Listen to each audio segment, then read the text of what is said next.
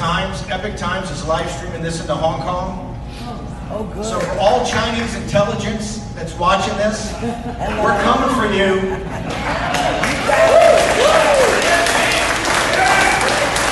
Portland, and you see what the difference is. You look in Seattle, and you see what the difference is, right? I think, is it Portland or Seattle? Is one of those mayors out there that's a disaster. He's 12 points behind a communist. The communist has a, for the Epoch Times people, communist, she wears a skirt. I think she got Mao Zedong on the skirt. I got news for you, lady. They're not, the guys in Hong Kong and the free Chinese over here are not wearing Mao on the skirt. They don't think he's a great guy. But all of Wall Street is the party of Davos business model of the global corporate. This is what Joe Biden represents, right? He's from Wilmington, Delaware. The global corporations and the financiers in the city of London and in Wall Street, the business model is tied to the Chinese Communist Party. The system works off the slave labor of the Chinese people, and that's why everybody else is a serf. They've taken all the manufacturing jobs. They have bigger operating margins because they have slave labor. In Western Europe and the United States, almost the most progressive president in the world. Why? Because Joe Biden and Wall Street put together a plan that's blown against President Trump's confrontation with the Chinese Communist Party. They are 100% backing China. In fact, this year, I think they've had 3 times more capital raised by companies controlled by the Chinese Communist Party on U.S. exchanges and through U.S. debt offerings than they had year before, 3x. And here's the Greek tragedy part of it. That's the deplorables' money. It's your money. It's all institutions, it's all pension fund, insurance companies. What paid to take the jobs to China is the deplorable savings, your retirement. This is the tragedy of it. Remember, there's no conspiracy. I am not a conspiracy theory guy. But there are also no coincidences, right? Understand something. You think this virus just kind of happened? Why are we not looking for what the problem is? We had Dr. Yan on the show today for 2 hours, the brave doctor who came out of Hong Kong, defected. She walks you through it. She's a fact witness. Forget her science. She's a fact witness of what exactly happened and how it happened. Now, I happen to think it was a gain-of-function experiment gone awry that leaked it. But she says, no, it's part of a biological weapons program. And if you look at the results, they've chop-blocked the United States. Heck, we're on our back heels. And do you see the mainstream media? Do you see Wall Street? Do you see corporate America pointing the finger at the Chinese Communist Party? No, you do not. You see a bunch of expatriate Chinese here that breathe in the air of freedom that are saying that. You have guys like myself and some others. President Trump keeps saying the China virus and I'm not happy and I'm not, it's time to say stop saying I'm not happy.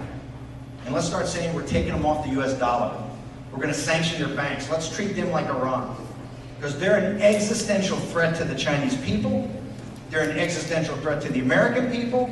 They're an existential threat to mankind. And what this has been is genocide. There's 1 million people dead, and there's going to be millions more dead. Okay? Donald Trump didn't do that. Nancy Pelosi didn't do that. Dr. Fauci didn't do that. Mike Pence didn't do that. The Chinese Communist Party did that. And they're laughing at us right now. You can't play, listen, if you're going to, drain the swamp's too cutesy a term, if you're going to take on this apparatus, it's a death struggle, right? Because there's so much money and so much wealth. This is the most powerful nation, not just on Earth, this is the most powerful nation in the history of Earth. This is high stakes. Right now, why do you think the CCP, why do you think we're not with CCP? They've hired every public relations firm, they've hired every law firm. You can't sue them because every law firm is already on retainer. You talk about these brave people in Epoch Times and these people out there putting the stories out, you read the stories, unbelievable. Every day is a struggle for them. Because they're coming at them. Because they own Wall Street. They own corporate America. Hell, they own the colleges. Why do you think Dr. Yang gets dumped on every day? Raheem Kassam brings up, they got, Scientific, New England Journal of Medicine, the revered New England Journal of Medicine. All these guys are coming out. Lancet, New England Journal of Medicine, all these things have never, in their 150 and 175-year histories, have ever gotten involved in politics and have never endorsed a candidate. And they're all endorsing Biden over Trump. And why is that? Well, Raheem Kassam and his staff does some work. They're all in business with the Chinese Communist Party, all taking money from the CCP. Entire scientific community, WHO, all of them. Every research university taking money from the CCP. They're on the payroll. Half of DC's on the payroll. That's why guys like Josh Hawley and Tom Cotton are such heroes. And when you see Josh Hawley and Tom Cotton and McSally and these people in banks of Indiana, you don't see 50 senators running up right back and say that's a great idea. Let's take China off the U.S. dollar. Right? Let's cut the dollar.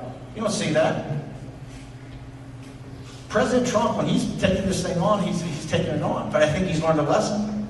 I kept telling you, these guys are not your friends. They're your mortal enemies. They hate you and everything you represent. You know why they hate Trump? Remember, they just can't beat Trump. They have to destroy Trump.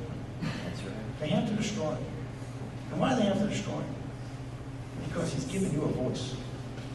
Not in the room, not in the deal. He was the first guy that gave middle class and working class people a voice in the room where it happens, right? That's why he must be destroyed as a lesson back, right?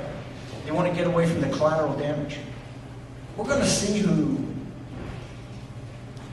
on the evening of November 3rd, get your scorecard out and see how many senators with R's next to their name are retweeting President Trump's victory. Take that scorecard out and get back to me on that. This is what is going to be a profile of courage. There's no courage out there. Leadership comes from you guys.